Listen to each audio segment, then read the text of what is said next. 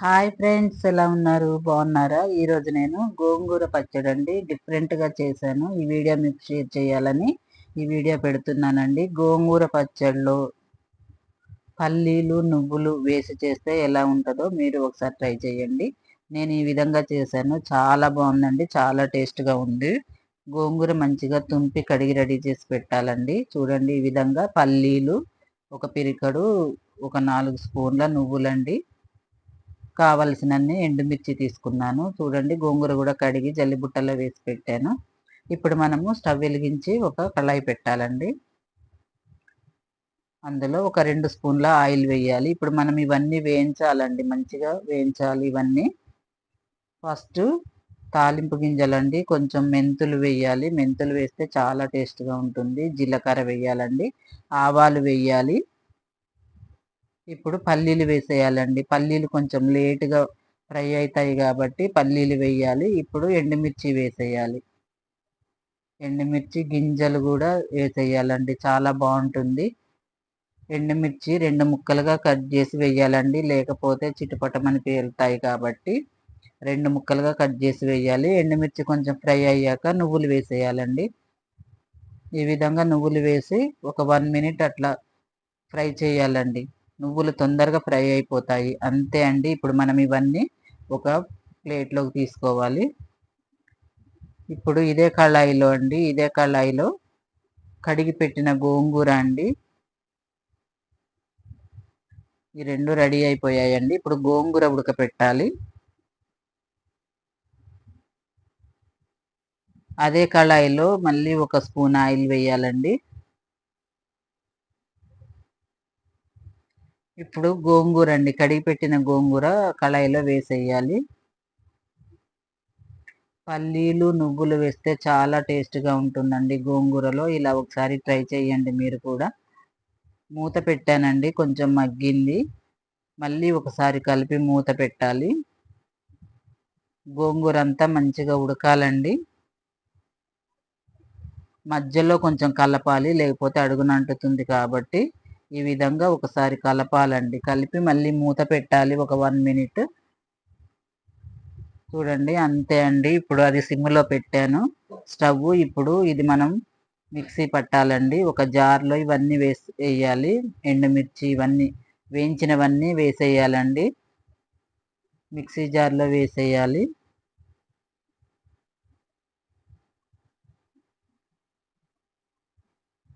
ఈ విధంగా మొత్తం వేసేయాలండి, మంచిగా వేసి ఇదంతా ఇప్పుడు మనము మిక్సీ పట్టి రెడీ పెట్టాలి. ఇందులో సాల్ట్ వేయాలండి, ఒక 2 స్పూన్ల సాల్ట్ వేయాలి. టేస్ట్కు తగ్గట్టు వేసుకోవచ్చండి. ఇలా వేసి ఇప్పుడు మూత పెట్టి మనము మెత్తగా మిక్సీ పట్టాలండి. ఈలోపు గోంగూర కూడా ఉడికిపోయిందండి. చూడండి, ఈ విధంగా మెత్తగా ఉడికింది. ఇప్పుడు చింతపండు వేయాలండి. ఇందులో ఒక 3-4 రెమ్మలు చింతపండు కడిగి వేసేయాలి. ఇప్పుడు ఇదంతా కూడా కలిపి మళ్ళీ ఒక 1 మినిట్ మూత పెట్టాలండి. చింతపండు కూడా మంచిగా ఉడుకుతుంది.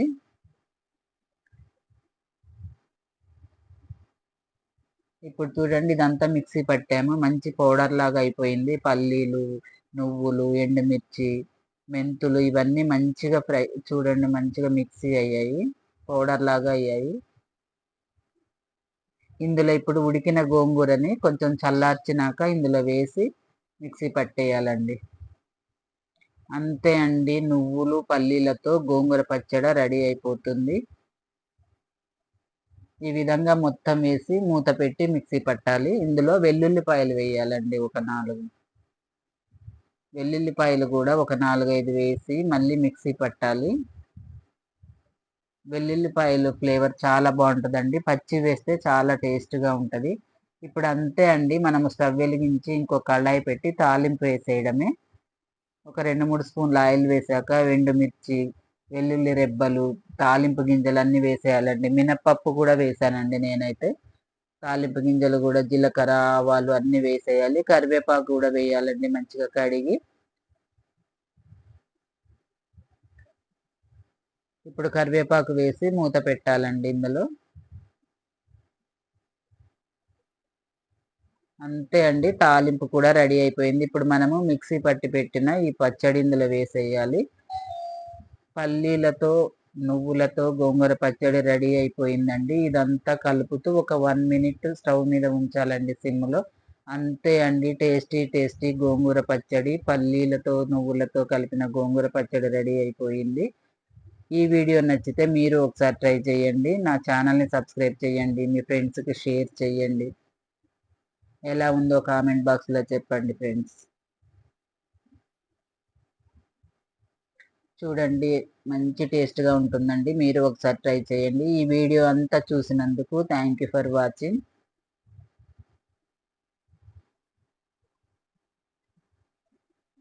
1 వీక్ అయినా ఉంటుందండి ఇది. ఫ్రిడ్జ్‌లో పెట్టి వాడితే 1 వీక్ అయినా ఉంటుంది. చాలా టేస్ట్ ఉంటుందండి. Thank you for watching.